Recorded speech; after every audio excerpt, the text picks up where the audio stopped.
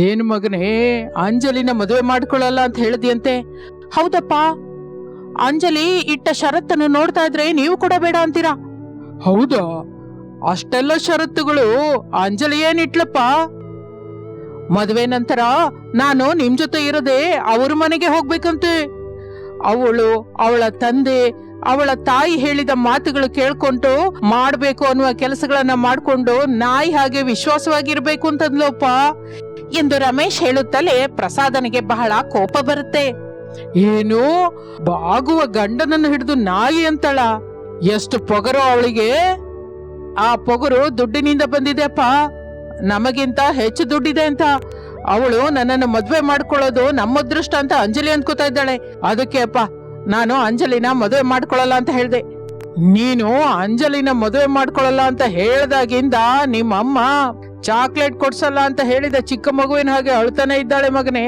ಇದೇ ಮಾತನ ನಿಮ್ಮ ಅಮ್ಮಂಗೆ ಹೇಳಿ ಅವಳು ಅಳದ ಹಾಗೆ ನೋಡು. ಅಯ್ಯೋ ಅಪ್ಪ, ಈ ವಿಷಯ ನಿಮ್ಗಿಂತ ಮೊದಲು ಅಮ್ಮಂಗೆ ಹೇಳ್ದೆ. ಆದ್ರೆ ಅಮ್ಮ ನನ್ ದುಃಖನ ಅರ್ಥ ಮಾಡ್ಕೊಳ್ಳದೆ ಅಂಜಲಿಗೆ ಸಪೋರ್ಟ್ ಆಗಿ ಮಾತಾಡಿದ್ಲು. ದುಡ್ಡಿನಲ್ಲಿ ಹುಟ್ಟಿ ಬೆಳೆದ ಹುಡುಗಿ ಅಲ್ವಾ ಮಗನೇ, ಯಾರ ಜೊತೆ ಹೇಗೆ ಮಾತಾಡ್ಬೇಕೋ ಸರಿಯಾಗಿ ಗೊತ್ತಿಲ್ಲ.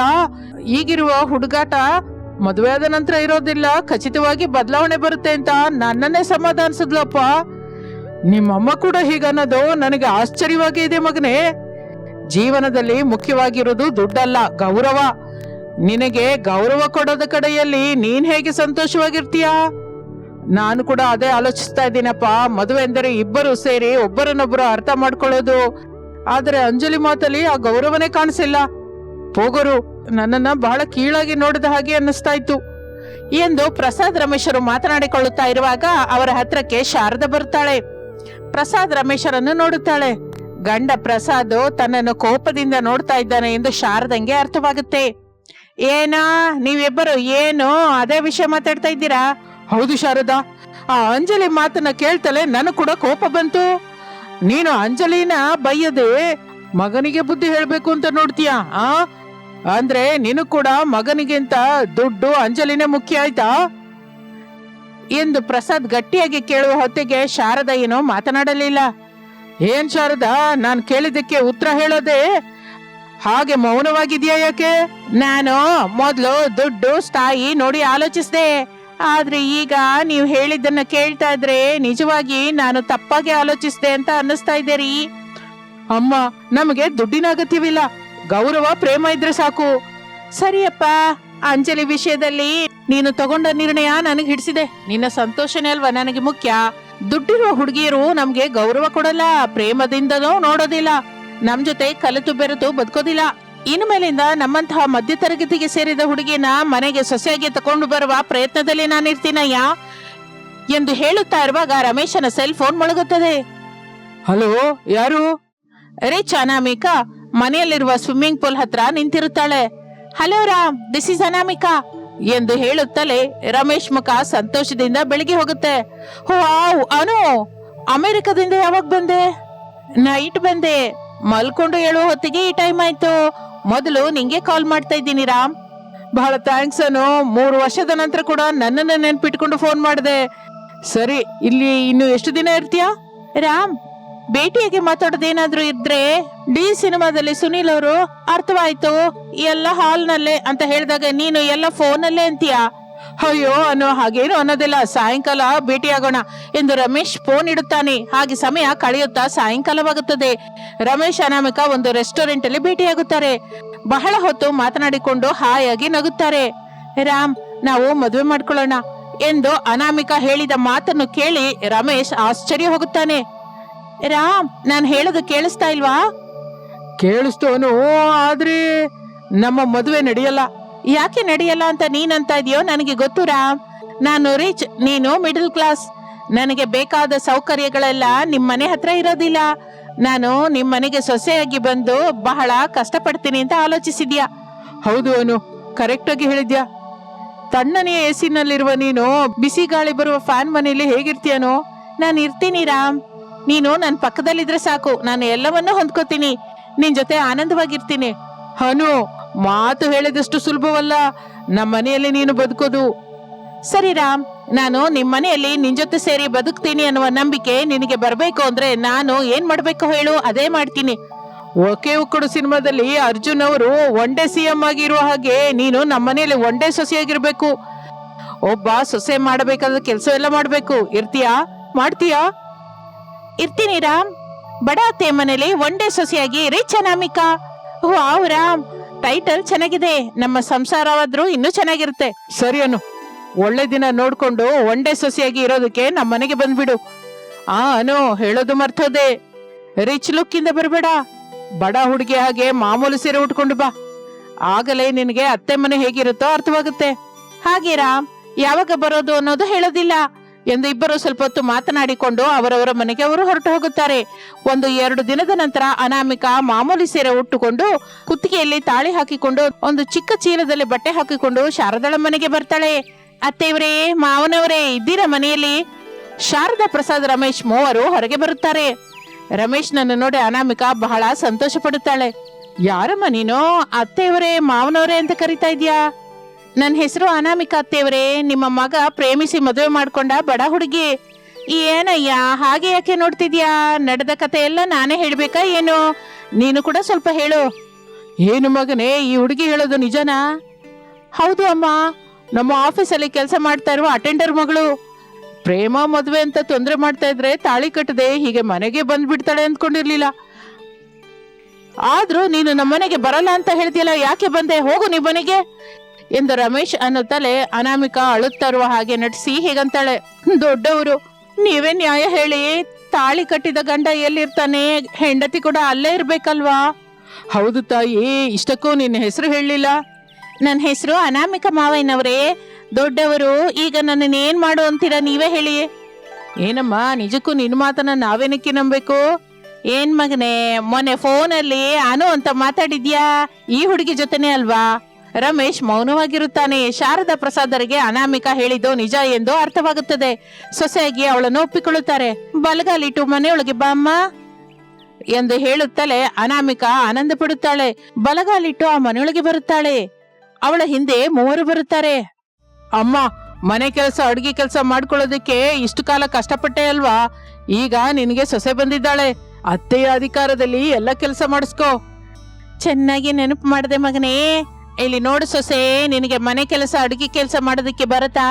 ಬರುತ್ತೆ ಅತ್ತೆ. ಅಂದ್ರೆ ಹೋಗಿ ಎಲ್ಲರಿಗೂ ಟೀ ಮಾಡ್ಕೊಂಬಾ. ಹಾಗೆ ಅತ್ತೆ ಎಂದು ಅನಾಮಿಕಾ ಕಿಚನ್ ಒಳಗೆ ಬರ್ತಾಳೆ. ಅನಾಮಿಕಾ ಕಿವಿಯಲ್ಲಿ ಬ್ಲೂಟೂತ್ ಇಟ್ಕೋತಾಳೆ. ಅವಳ ರಿಚ್ ಮನೆಯಲ್ಲಿ ಕೆಲಸದವಳು ಸುಕನ್ಯಳ ಕಿವಿಯಲ್ಲಿ ಬ್ಲೂಟೂತ್ ಇರುತ್ತದೆ. ಸುಕನ್ಯಾ ಹೇಳ್ತಾ ಇದ್ರೆ ಅನಾಮಿಕಾ ಶಾರದಳ ಮನೆಯಲ್ಲಿ ಟೀ ಮಾಡ್ತಾ ಇರ್ತಾಳೆ. ಅಮ್ಮನವ್ರೆ, ಹೇಳಿದಾಗೆ ಮಾಡಿದಿರಲ್ಲ? ನಾನ್ ಮಾಡಿದೀನಿ ಸುಕ್ಕು, ಫೋನ್ ಇಟ್ಬಿಡು, ನಾನು ಹೋಗಿ ಎಲ್ರಿಗೂ ಟೀ ಕೊಡ್ತೀನಿ ಎಂದು ಹೇಳಿ ಆ ಬ್ಲೂಟೂತ್ ತೆಗೆದು ಟೀ ತೆಗೆದುಕೊಂಡು ಶಾರದಾ ಅವರ ಹತ್ರ ಬರ್ತಾಳೆ. ಶಾರದಾ ಅವರು ಟೀ ಅನ್ನು ಕುಡಿದು ಚೀಚಿ ಅನ್ನುತ್ತಾ ಉಗಿಯುತ್ತಾರೆ. ಅನಾಮಿಕಾ ಅದೊಂಥರ ಮುಖ ಬಿಡ್ತಾಳೆ. ಏನಾಯ್ತು ಅತ್ತೆಯವ್ರೆ? ಟೀ ಪುಡಿ ಸ್ವಲ್ಪ ಜಾಸ್ತಿ ಹೆಚ್ಚಾಗಿ ಹಾಕಿದ್ಯಮ್ಮ, ಕಹಿಯಾಗಿದೆ ಟೀ, ನೋಡ್ಬೇಕಲ್ವಾ? ಸಾರಿ ಅತ್ತೆ, ಮೊದಲ ದಿನ ಅಲ್ವಾ, ಸ್ವಲ್ಪ ಭಯವಾಯ್ತು. ಈಗ ಮತ್ತೆ ಮಾಡ್ಕೊಂಡ್ ಬರ್ತೀನಿ. ಟೀ ಬೇಡಮ್ಮ ಸೊಸೆ, ಅಡುಗೆ ಕೆಲಸ ಮಾಡ್ಕೋ. ನಾವು 4 ಇದ್ದೀವಲ್ಲ, 4 ಗ್ಲಾಸು ಅಕ್ಕಿ ಹಾಕು, ಟೊಮೊಟೊ ಸಾರು ಮಾಡು. ಹಾಗೆ ಅತ್ತೆ ಎಂದು ಅನಾಮಿಕಾ ಕಿಚನ್ ಒಳಗೆ ಬರುತ್ತಾಳೆ. ಕಿವಿಯಲ್ಲಿ ಮತ್ತೆ ಬ್ಲೂಟೂತ್ ಇಟ್ಕೋತಾಳೆ. ಸುಕನ್ಯಾ ಲೈನ್ಗೆ ಬರ್ತಾಳೆ. ಸುಕನ್ಯಾ ಹೇಳ್ತಾ ಇದ್ರೆ ಅನಾಮಿಕಾ ಅಡುಗೆ ಮಾಡಲಿಕ್ಕೆ ಶುರು ಮಾಡ್ತಾಳೆ. ಕಿಚನ್ ನಲ್ಲಿಯ ಬಿಸಿಗೆ ಅನಾಮಿಕಂಗೆ ಬೆವರು ಸುರಿತಾ ಇರುತ್ತದೆ. ಅನಾಮಿಕಾ ದುಃಖ ಪಡುತ್ತಾ, ಅಮ್ಮೋ ಸುಕ್ಕು, ಇಷ್ಟು ಕಷ್ಟಪಟ್ಟು ಅಡುಗೆ ಮಾಡ್ಬೇಕಾ? ನಿಲ್ಲೋದ್ರಿಂದ ನನ್ನಿಂದ ಆಗ್ತಾ ಇಲ್ಲ. ಇಷ್ಟು ಸಹನೆಯಿಂದ ಸುಮಾರಾಗಿ 1 ಗಂಟೆ ಮೇಲೆ ಕಿಚನ್ ಒಳಗೆ ಇರ್ಬೇಕು ಅಂದ್ರೆ ನಾನು ಎಲ್ಲಿರ್ತೀನಿ? ಕಾಲು ಎಳಿತಾ ಇದೆ, ಕೈ ನೋವು ಬರ್ತಾ ಇದೆ. ಅಮ್ಮನವ್ರೆ, ಬಡ ಅತ್ತೆ ಮನೆಯಲ್ಲಿ ಮೊದಲ ದಿನ ಹೀಗಿದ್ರೆ ಮಿಕ್ಕದ ದಿನ ಹೇಗಿರುತ್ತೆ ಹೇಳಿ? ಅದೇ ನಂಗೆ ಕೂಡ ಅರ್ಥವಾಗ್ತಿಲ್ಲ ಸುಕ್ಕು ಎಂದು ಅಲ್ಲಿಯೇ ತಲೆ ತಿರುಗಿ ಕೆಳಗೆ ಬಿದ್ದು ಬಿಡುತ್ತಾಳೆ. ಶಾರದಾ ಪ್ರಸಾದ್, ರಮೇಶ್ ಮೂವರು ಓಡ್ಕೊಂಡು ಬರ್ತಾರೆ. ಅನಾಮಿಕಳನ್ನು ಬೆಡ್ ಮೇಲೆ ಮಲಗಿಸಿ ಉಪಚಾರ ಮಾಡಲಿಕ್ಕೆ ಶುರು ಮಾಡುತ್ತಾರೆ. ಏನಯ್ಯ? ಏನು ಹೇಳು ಶಾರದಾ? ನಾವು ಒಂದ್ಸಲ ಮಕ್ಕಳ ಮನೆಗೆ ಹೋಗಿ ಬರ್ಬೇಕು. ನಾನ್ ಬರಲ್ಲ. ನೀನ್ ಹೋಗ್ತೀನಿ ಅಂದ್ರೆ ಆಟೋದವನಿಗೆ ಫೋನ್ ಮಾಡ್ತೀನಿ. ಅದಲ್ಲ ರೀ, ನಮ್ಮ ಮಕ್ಕಳು ಸೊಸೆಯರನ್ನ ನಮ್ಮನೆ ಮೊಲದ ಮರಿಗಳು ಅಂತ ಬಹಳ ಮಾತಂತ ಇದ್ದಾರಂತೆ ರೀ, ಕೀಳಾಗಿ ನೋಡ್ತಾರಂತೆ. ಇನ್ನು ಎಂದು ಶಾರದಾ ಹೇಳುತ್ತಾ ಇರುವಾಗ ಪ್ರಸಾದ್ ಮಾತಿನ ಮಧ್ಯದಲ್ಲಿ ಸೇರ್ಕೊಂಡು, ಇದೆಲ್ಲ ನಿಂಗೆ ಸೊಸೆಯರ್ ಹೇಳಿದ್ರಾ? ಇಲ್ಲ, ಊರ್ನವ್ರು ಹೇಳಿದ್ರು. ನನ್ಗೇನು ಬಹಳ ದುಃಖ ಅನ್ಸ್ತು. ಮಗನ್ನ ಸ್ವಲ್ಪ ಬೈದ್ ಬಿಟ್ಟು ಸೊಸೆಯರಿಗೆ ಧೈರ್ಯ ಹೇಳಿ ಬರೋಣ ಅಂತ. ನಮ್ ಸಂಸಾರ ನಾವೇ ಸರಿ ಮಾಡ್ಕೋತೀವಿ ಅಂತ ಬೇರೆ ಸಂಸಾರ ಹೊಡಿದ್ರಲ್ಲ, ಈಗ ನಾವು ಯಾವ ಮುಖ ಇಟ್ಕೊಂಡು ಸೊಸೆ ಮುಂದೆ ನಿಂತ್ಕೋತೀವಿ ಹೇಳು? ಅವ್ರು ಮಕ್ಕಳ್ರು ರೀ. ಅದಕ್ಕೆ ಅಲ್ವ ಶಾರದಾ, ನಮ್ಮಂತಹ ದೊಡ್ಡವರು ಹೇಳ್ದಾಗ ಕೇಳ್ಬೇಕು, ಯಾಕೆ ಹೇಳ್ತಾ ಇದ್ದೀವಿ ಅಂತ ಆಲೋಚಿಸ್ಬೇಕು. ಪೊಗರಿದೆ ಅಂತ ಮಾತನ್ನೋದು, ದುಡ್ಡಿದೆ ಅಂತ ಬೇರೆ ಸಂಸಾರ ಇಡೋದು. ಈಗ ಸಿನಿಮಾ ಡೈಲಾಗ್ ಹೊಡೆಯುವ ಸಮಯ ಅಲ್ಲ ಹೊರತು ಮಕ್ಕಳ ಮನೆಗೆ ಹೋಗೋಣ ಬಾ. ಸೊಸೆಯರು ಅಲ್ಲಿ ಎಷ್ಟು ದುಃಖ ಪಡ್ತಾ ಇದ್ದಾರೋ ಏನೋ. ಶಾರದಾ, ಮಕ್ಕಳು ಅಷ್ಟೆಲ್ಲ ದುಃಖ ಕೊಡೋದೇನಕ್ಕೆ ಹೇಳು? ನಮ್ಮ ಹತ್ರಕ್ಕೆ ಬಂದು ಅತ್ತೆ ಮಾವಯ್ಯ, ನಿಮ್ಮ ಮಕ್ಕಳು ಹೀಗೆ ನಮ್ಮನ್ನ ಕೀಳಾಗಿ ನೋಡ್ತಾ ಇದ್ದಾರೆ ಅಂತ ಹೇಳ್ಬೋದಲ್ಲ. ಊರಿನವ್ರ ಹತ್ರ ತಿಳ್ಕೊಳ್ಳೋದಕ್ಕೆ ನಾವು ಪರಕೀಯರಲ್ವಲ್ಲ. ಸೊಸೆರೇನೋ ಭಯಪಟ್ಟಿರ್ತಾರೆ ರೀ. ಇಲ್ಲ ಅಂದ್ರೆ ಬರ್ತಾ ಇದ್ರಲ್ಲ, ಬನ್ನಿ ಒಂದು ಸಲ ನಾವು ಹೋಗ್ಬರೋಣ. ಆದ್ರೂ ಅನಾಮಿಕಾ ಭಾವನಾ ನಮ್ಮ ಸೊಸೆಯರಲ್ಲ, ಮಕ್ಕಳು ಅಂತ ಅನ್ಕೊಂಡಿದ್ವಲ್ಲ. ಈಗ ನಮ್ಮ ಮಕ್ಕಳಿಗೆ ಕಷ್ಟ ಬಂದಿದೆ ಅಂತ ಒಂದ್ಸಲ ಹೋಗ್ಬರೋಣ ಬನ್ರಿ ಎಂದು ಶಾರದಾ ಪ್ರಸಾದನ್ನು ಒಪ್ಪಿಸುವ ಪ್ರಯತ್ನ ಮಾಡ್ತಾ ಇರ್ತಾಳೆ. ಸರಿಯಾಗಿ ಆಗಲೇ ವಾರಗೀತಿಯರು ಅನಾಮಿಕಾ ಭಾವನಾ ದುಃಖದಿಂದ ಅವರ ಅತ್ತೆ ಶಾರದಳ ಮನೆ ಕಡೆಗೆ ನಡೆಯುತ್ತಾ ಇರ್ತಾರೆ. ನನ್ ಮಾತು ಕೇಳಕ್ಕ, ನಾವು ಅತ್ತೆ ಮಾವನ ಹತ್ರ ಹೋಗದೆ ಇರೋದೇ ಒಳ್ಳೇದು.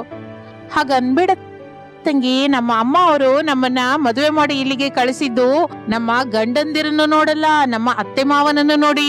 ಅವರು ನಮಗೆ ಪ್ರೇಮ ಹಂಚುವಾಗ ಅಮ್ಮ ಅಪ್ಪ, ಬೈದಾಗ ಅತ್ತೆ ಮಾವಯ್ಯ.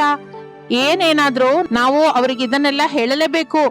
ಅತ್ತೆ ಮಾವಂದ್ರಿಗೆ ಹೇಳಿದ್ರೆ ಈ ಅಣ್ಣ ತಮ್ಮಂದ್ರು ಕೇಳ್ತಾರಕ್ಕ?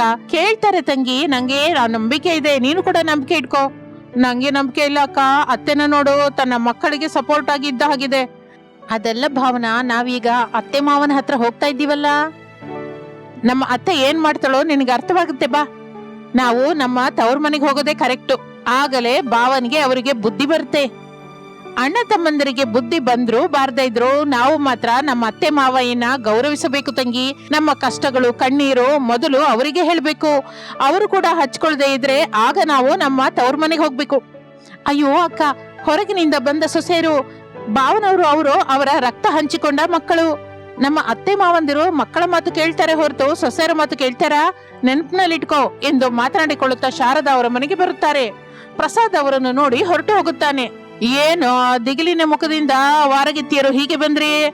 ಅತ್ತೆ, ಅವರು ವಿನೋದ್ ಸೇರಿ ನಮ್ಮ ಇಬ್ಬರನ್ನ ತುಂಬಾ ಕೀಳಾಗಿ ನೋಡ್ತಾ ಇದ್ದಾರೆ. ಏನ್ ಮಾಡೋಣ ಮತ್ತೆ? ಅವರವರ ತವ್ರ ಮನೆಗೆ ಹೊರಟೋಗ್ತೀವಿ ಅತ್ತೆ. ನಿರ್ಣಯ ತಗೊಂಡ ಮೇಲೆ ಮತ್ತೆ ನಂಗೆ ಹೇಳೋದೇನಕ್ಕೆ? ಅವ್ರಿಗೆ ಇಷ್ಟ ಬಂದ ಹಾಗೆ ಅವ್ರು ಮಾಡ್ತಾರೆ, ನಿಮಗೆ ತೋಚಿದ ಹಾಗೆ ನೀವು ಮಾಡ್ಕೊಳ್ಳಿ ಅಂತ ಮಾತನ್ಬಿಡಿ ಅತ್ತೆ. ನಾವು ನಮ್ಮ ತವ್ರ ಮನೆಗೆ ಹೋಗ್ಬೇಕು ಅನ್ಕೊಂಡ್ರೆ ಯಾವಾಗ್ಲೂ ಹೋಗ್ತಾ ಇದ್ವಿ. ಆದ್ರೆ ಹೋಗದೆ ಇನ್ನು ಯಾಕೆ ಇಲ್ಲಿದ್ದೀವಿ ಅಂದ್ರೆ ಅವರು ನಮ್ಮನ್ನ ಅರ್ಥ ಮಾಡ್ಕೋತಾರೆ ಅಂತ ಆಸೆ, ಕೋರಿಕೆ ಎಲ್ಲೋ ಒಂದು ಮೂಲೆಯಲ್ಲಿತ್ತು ಅತ್ತೆ. ಅದು ರೂಪಾಯಲ್ಲಿ ಪಾವಲಿಯಷ್ಟು. ಆದ್ರೆ ಈಗ ಅವರು ಮಾಡಿದ ವ್ಯಂಗ್ಯಕ್ಕೆ, ಮಾತಾಡಿದ ಮಾತಿಗೆ ಆ ಪಾವಲಿ ಆಣೆ ಕೂಡ ಹೊರಟೋಯ್ತು. ಅದಕ್ಕೆ ತವ್ರ ಮನೆಗೆ ಹೋಗೋಣ ಅಂತ ಮಾತಾಡ್ಕೊಂಡ್ವಿ. ಮತ್ತೆ ಚೆನ್ನಾಗಿ ಮಾತಾಡ್ಕೊಂಡಿದ್ದೀರಲ್ಲ. ಆದ್ರೆ ನೀವು ನಿಮ್ಮ ತವ್ರ ಮನೆಗೆ ಹೋದ್ರೆ ಏನ್ ನಡೆಯುತ್ತೆ ಅಂತ ಆಸೆ ಪಡ್ತಾ ಇದ್ದಾರೆ ಹೇಳಿ? ಅಣ್ಣ ತಮ್ಮಂದಿರಿಗೆ ನಮ್ಮ ಬೆಲೆ ತಿಳಿಯುತ್ತೆ ಅನ್ಕೋತೀವಿ. ಅದ್ ಹೇಗೆ ಸೊಸೆ? ಅವರಿಗೆ ಇಷ್ಟಪಟ್ಟ ಅಡಿಗೆ ಇರೋದಿಲ್ಲ, ಒಗೆದ ಬಟ್ಟೆ ಇರೋದಿಲ್ಲ, ಶುಭ್ರವಾದ ರೂಮ್ ಕೂಡ ಇರಲ್ಲ. ಒಂದ್ ವಾರ ಸಂತೋಷವಾಗಿರ್ಬೋದು ಅತ್ತೆ. ಆ ನಂತರ ಎಂದು ಭಾವನ ಹೇಳುತ್ತಾ ಇರುವಾಗ ಶಾರದಾ ಸೇರ್ಕೊಂಡು, ಒಂದ್ ವಾರ ಅಲ್ಲ ಸೊಸೆ, 1 ತಿಂಗಳು ನೀವು ಇಲ್ದೇ ಇದ್ರು ನಿಮ್ಮ ಬೆಲೆ ನನ್ನ ಮಕ್ಕಳಿಗೆ ಗೊತ್ತಾಗಲ್ಲ. ಅಡಿಗೆಗಾಗಿ ಕಷ್ಟವಿರಲ್ಲ, ಹೀಗೆ ಆರ್ಡರ್ ಮಾಡ್ತಲೇ ಆಗ ಬಿಸಿ ಬಿಸಿಯಾಗಿ ಮನೆಗೆ ಬರುತ್ತೆ. ಬಟ್ಟೆ ಶುಭ್ರ ಮಾಡೋದಕ್ಕೆ ಡ್ರೈ ಕ್ಲೀನಿಂಗ್ ಶಾಪ್ ಇದೆ, ಮನೆ ಕ್ಲೀನ್ ಮಾಡೋದಕ್ಕೆ ಮನುಷ್ಯನ ಇಟ್ಕೋತಾರೆ ಎಂದು ಶಾರದಾ ಹೇಳುತ್ತಲೇ ಅನಾಮಿಕಾ ಭಾವನಾ ಒಬ್ಬರ ಮುಖವನ್ನೊಬ್ರು ನೋಡ್ಕೋತಾರೆ. ಮನೆಯಲ್ಲಿರುವ ಪ್ರಸಾದ್ ಅವ್ರ ಮಾತನ್ನು ಕೇಳ್ತಾ ಇರ್ತಾನೆ. ಮತ್ತೆ ಈಗ ನಮ್ಮನ್ನ ಏನ್ ಮಾಡು ಅಂತಿರತ್ತೆ? ನಾನ್ ಹೇಳಿದ್ದು ಸ್ವಲ್ಪ ಜಾಗೃತಿಗೆ ಕೇಳಿ ಸೊಸೆ. ಅಂದ್ರೆ ಯಾವಾಗಾದ್ರೂ ನನ್ನ ಮಕ್ಕಳು ನಿಮ್ಮನ್ನು ಕೀಳಾಗಿ ಮಾತಾಡಿದ್ರು, ಇನ್ನು ಅವರಿಗೆ ತಕ್ಕ ಬುದ್ಧಿ ಹೇಳುವ ಸಮಯ ಬಂದಿದೆ ಅಂತ ನಾನು ಹೇಳಿದ ಹಾಗೆ ಮಾಡಿ, ಅವರೇ ದಾರಿಗೆ ಬರ್ತಾರೆ. ಸರಿಯತ್ತೆ, ಏನ್ ಮಾಡ್ಬೇಕು ಹೇಳಿ? ಮನೆಯೊಳಗೆ ಹೋಗಿ ಇಷ್ಟ ಬಂದ ಅಡಿಗೆ ಮಾಡ್ಕೊಂಡು ಹೊಟ್ಟೆ ತುಂಬಾ ತಿನ್ನಿ. ಪಾತ್ರೆಗಳನ್ನ ಸಿಂಕಲ್ ಹಾಕಿ, ಹಾಗೆ ಬಟ್ಟೆಗಳೆಲ್ಲ ನೀರಲ್ಲಿ ಹಾಕಿಡಿ. ಮನೆನ ಒರೆಸ್ಬೇಡಿ, ಮನೆಯೆಲ್ಲ ಕಸವಾಗಿರ್ಬೇಕು. ನೀವು ಮಾತ್ರ ಬೆಳಿಗ್ಗೆನೆ ಎದ್ದು ಇಷ್ಟ ಬಂದಿದ್ದು ಮಾಡ್ಕೊಂಡು ತಿಂದು ಇಲ್ಲಿಗೆ ಬಂದ್ಬಿಡಿ. ಮಕ್ಕಳ ರೋಗ ಗುಣವಾಗುತ್ತೆ. ಶಾರದಾ ಅವರಿಗೆ ಏನು ಮಾಡಬೇಕು ವಿವರವಾಗಿ ಹೇಳುತ್ತಾಳೆ. ವಾರಗಿತ್ತಿಯರ ಮುಖ ಸಂತೋಷದಿಂದ ಬೆಳಗಿ ಹೋಗುತ್ತೆ. ಇಬ್ಬರು ಶಾರದಾಳ ಕಾಲಿಗೆ ಬೀಳುತ್ತಾರೆ. ಮನೆಗೆ ಹೋಗಿ ಮನೆಗೆ ಹೇಳಿದ್ದನ್ನ ಮಾಡಿ ಹೋಗಿ ಅನಾಮಿಕ ಭಾವನ ಆನಂದದಿಂದ ಮನೆಗೆ ಬರುತ್ತಾರೆ. ಇಷ್ಟಪಟ್ಟ ಅಡುಗೆ ಮಾಡ್ಕೊಂಡು ತಿಂತಾರೆ. ಪಾತ್ರೆಗಳನ್ನ ಸಿಂಕ್ ತುಂಬಾ ಹಾಕ್ತಾರೆ. ಅಡುಗೆ ಮನೆಯೆಲ್ಲ ಕಟ್ ಮಾಡಿದ ತರಕಾರಿ ಚೂರುಗಳಿಂದ, ಸೊಪ್ಪಿನಿಂದ, ಈರುಳ್ಳಿ ಸಿಪ್ಪೆಯಿಂದ ತುಂಬುತ್ತಾರೆ. ಆ ನಂತರ ಬಟ್ಟೆಗಳೆಲ್ಲವನ್ನು ನೀರಿನ ಟಬ್ಬಲೆ ಹಾಕ್ತಾರೆ. ಆ ದಿನ ರಾತ್ರಿ ರಮೇಶ್ ವಿನೋದರ ಆಫೀಸಿಂದ ಮನೆಗೆ ಬರ್ತಾರೆ. ಅನಾಮಿಕ ಭಾವನ ಕೂಲ್ ಡ್ರಿಂಕ್ಸ್ ಕುಡಿಯುತ್ತಾ ಟಿವಿ ನೋಡ್ತಾ ಇರ್ತಾರೆ. ಅಣ್ಣ ತಮ್ಮಂದಿರನ್ನು ನೋಡಿ ವಾರಗಿತ್ತಿಯರು ಕದಲಲಿಲ್ಲ, ನಿಜಕ್ಕೂ ಹಚ್ಕೊಳ್ಳೇ ಇಲ್ಲ. ಅನಾಮಿಕಾ, ಭಾವನಾ ಎಂದು ಗಟ್ಟಿಯಾಗಿ ಕರೆಯುತ್ತಾರೆ. ಯಾಕೆ ಹಾಗೆ ಅರ್ಚ್ತಾ ಇದ್ದೀರಾ? ಕೂಲ್ ಡ್ರಿಂಕ್ಸ್ ಕುಡಿತಾ ಟಿವಿ ನೋಡ್ತಾ ಇದ್ವಿ, ಕಾಣಿಸ್ತಾ ಇಲ್ವಾ? ಹೋಗಿ ಹೋಗಿ ಇಷ್ಟ ಬಂದ ಅಡಿಗೆ ಮಾಡ್ಕೊಂಡು ತಿನ್ನಿ. ಅಡ್ಗೆ ಮನೆ ಮೊಲದ ಹಾಗೆ ನೀವಿರುವಾಗ ನಾವೇನಕ್ಕೆ ಅಡಿಗೆ ಮಾಡ್ಬೇಕು? ಭಾವನವ್ರೆ, ಇನ್ನು ಮೇಲಿಂದ ನಾವು ಈ ಕೆಲಸ ಮಾಡಲ್ಲ. ನಮ್ ಕೆಲ್ಸ ಮಾತ್ರವೇ ಮಾಡ್ಕೋತೀವಿ. ನಿಮ್ಮ ಕೆಲ್ಸ ನೀವೇ ಮಾಡ್ಕೊಳ್ಳಿ. ಹೋಗಿ ಅಡಿಗೆ ಮಾಡ್ಕೊಳ್ಳಿ. ಮತ್ತೊಂದು ವಿಷಯ, ಕುಡಿಯೋದಕ್ಕೆ ನೀರು ಕೂಡ ತಗೊಂಬನ್ನಿ ಎಂದು ಹೇಳುತ್ತಲೇ ರಮೇಶ್ ವ್ಯಂಗ್ಯದಿಂದ, ಅಷ್ಟೇನ ಭಾವನಾ? ಇಲ್ಲಾಂದ್ರೆ ಕೊತ್ತಂಬರಿ ಸೊಪ್ಪು, ಆಲೂಗಡ್ಡೆ ಕೂಡ ತರ್ಬೇಕಾ ಎಂದು ಕೇಳುತ್ತಾನೆ. ನಿಮ್ಗೆ ಇಷ್ಟ ಬಂದಿದ್ದು ನೀವೇ ತಂದ್ಕೊಳ್ಳಿ. ಬಾ ತಮ್ಮ, ನಾವಂದ್ರೆ ಏನು ಅಂತ ತೋರ್ಸೋಣ ಎಂದು ಅಣ್ಣ ತಮ್ಮಂದಿರು ಕಿಚನ್ ಒಳಗೆ ಹೋಗುತ್ತಾರೆ. ಕಸವಾಗಿರುವುದನ್ನು ನೋಡಿ ಶಾಕ್ ಆಗ್ತಾರೆ. ಇದೇನು ಹೀಗಿದೆ? ಅದನ್ನ ಕಿಚನ್ ಅಂತಾರೆ ರೀ. ಕ್ಲೀನ್ ಮಾಡ್ಕೊಂಡು ಅಡಿಗೆ ಮಾಡ್ಕೊಳ್ಳಿ, ಇಲ್ಲ ಅಂದ್ರೆ ಜಿರಳೆಗಳು, ನೊಣಗಳು, ಸೊಳ್ಳೆಗಳು ಬಂದು ಬೀಳುತ್ತೆ ಎಂದು ಹೇಳುತ್ತಾಳೆ. ರಮೇಶ್ ವಿನೋದರು ಮೊದಲು ಕಿಚನ್ ಅನ್ನ ಶುಭ್ರ ಮಾಡ್ತಾರೆ. ಆ ನಂತರ ಅಡಿಗೆ ಮಾಡಲಿಕ್ಕೆ ಶುರು ಮಾಡುತ್ತಾರೆ. ಅನ್ನ ಸಾರು ಕಪ್ಪಾಗಿ ಸೀದ್ ಹೋಗುತ್ತೆ, ಹೊಗೆ ಬರುತ್ತೆ. ಅಷ್ಟೇ, ಓಡ್ಕೊಂಡು ಹೊರಗೆ ಬರ್ತಾರೆ. ಅದನ್ನು ನೋಡಿ ಅನಾಮಿಕ ಭಾವನ ನಗುತ್ತಾರೆ. ಮೊದಲ ದಿನವೇ ಯಾರಿಗಾದ್ರೂ ಹೀಗೆ ಇರುತ್ತೆ ಬಿಡು ತಮ್ಮ. ಈ ಹೊತ್ತಿಗೆ ನಾವು ಆರ್ಡರ್ ಮಾಡ್ಕೊಳ್ಳೋಣ ಎಂದು ಫುಡ್ ಆರ್ಡರ್ ಮಾಡ್ಕೋತಾರೆ. 10 ನಿಮಿಷದ ನಂತರ ಫುಡ್ ಬರುತ್ತದೆ. ರಮೇಶ್ ವಿನೋದರು ಅನಾಮಿಕ ಭಾವನ ನೋಡುತ್ತಾ ಇರುವಾಗ ಸಂತೋಷದಿಂದ ತಿನ್ನುತ್ತಾರೆ. ಹಾಗೆ ಆ ದಿನ ರಾತ್ರಿ ಕಳೆಯುತ್ತದೆ. ಮಾರನೇ ದಿನ, ಅನಾಮಿಕಾ, ಬಟ್ಟೆ ವಾಶ್ ಮಾಡ್ಲಿಲ್ವಾ? ನಮ್ ಬಟ್ಟೆ ಮಾತ್ರ ನಾವು ವಾಶ್ ಮಾಡ್ಕೊಂಡ್ವಿ, ನಿಮ್ದು ಮಾಡಿಲ್ಲ, ನೀವೇ ಮಾಡ್ಕೊಳ್ಳಿ. ಈಗ ಹೇಳಿದ್ರೆ ಹೇಗೆ ಅನಾಮಿಕಾ? ಆಫೀಸ್ಗೆ ಹೇಗೆ ಹೋಗ್ಬೇಕು? ಅದು ನಿಮ್ ಇಷ್ಟ. ನೆನ್ನೆ ಹಾಕೊಂಡ ಬಟ್ಟೆನೆ ಹಾಕೋತೀರಿ, 2-3 ದಿನದಿಂದ ವಾಶ್ ಮಾಡದ ಬಟ್ಟೆ ಹಾಕೋತಿರೋ ನಿಮ್ ಇಷ್ಟ ಎಂದು ಅನಾಮಿಕ ನಗುತ್ತಾ ಇರುವಾಗ ಭಾವನ ಬರುತ್ತಾಳೆ. ಹೋಗೋಣವಾ ಅಕ್ಕ? ಎಲ್ಲಿಗೆ? ಹಾಯಾಗಿ ಸಿಟಿ ಎಲ್ಲ ರೌಂಡ್ ಹಾಕಿ ಬರ್ತೀವಿ, ಬಾ ತಂಗಿ. ಮತ್ತೆ ಮನೆ ಕೆಲಸ ಯಾರು ಮಾಡ್ಬೇಕು ಹೊತ್ತಿಗೆ? ಇನ್ಯಾರು ಮೈದುನ?